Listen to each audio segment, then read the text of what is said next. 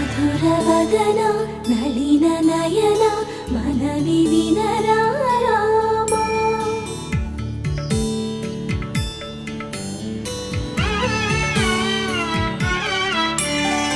రామ చక్కని సీతకి అరచేత గోరింట ఇంత చక్కని చుక్కకి ఇంకెవరు మొగుడంట.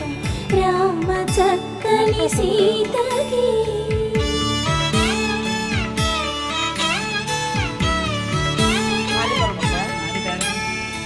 ఉడతవి పునవే